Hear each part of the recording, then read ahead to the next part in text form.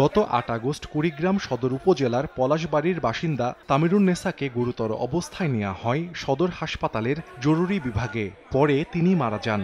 স্বজনদের অভিযোগ, কোনো চিকিৎসকের দেখা মেলেনি সেখানে। এখানে যে তত্ত্বাবধায়ক আছে সে এক নাম্বার টাকা এবং গাফলেতি, সে তার নিজের বোঝোটা তার নিজের খামার দেখলে মাথা নষ্ট হয়ে যাবে। সে রুগীকে ভালো কোনো ট্রিটমেন্ট দেয় না। অনেক রুগী আসে, অনেক রুগী মারা যায়। কেন?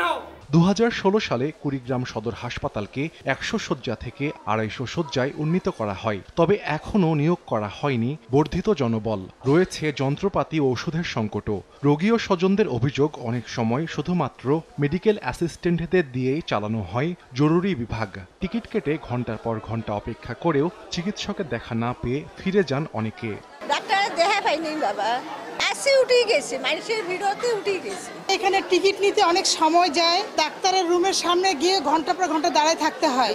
ভেতর থেকে আমাকে 18 দিছে, 18 ডাক্তার নাই চলে গেছে, এখন আমি ওষুধ পাই নাই। আমি ডাক্তার দেখালাম ঘন্টার পর ঘন্টা দাঁড়িয়ে থাকি ওখানে। এই এক মাসে 3টি রোগী এমার্জেন্সির মধ্যেই মৃত্যুবরণ করে। বিভিন্ন আন্দোলন করার পরেও এখানে ডাক্তার আসতেছে না। গত সপ্তাহে আসে ঘুরে গেছি, আজকেও আসে ঘুরে গেলাম। তবে কর্তৃপক্ষ বলছে, বর্তমানে হাসপাতালটিতে 177টি চিকিৎসক পদ থাকলেও কর্মরত আছেন মাত্র 18 জন। শূন্য রয়েছে 159 জন চিকিৎসক এবং 91টি অন্যান্য পদ। এ নিয়ে মন্ত্রণালয়ে বারবার চিঠি দেয়া হলেও কোনো সমাধান হয়নি।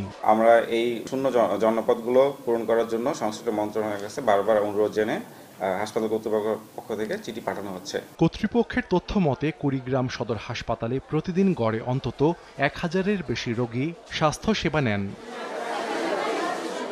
সময় সংবাদ, কুড়িগ্রাম।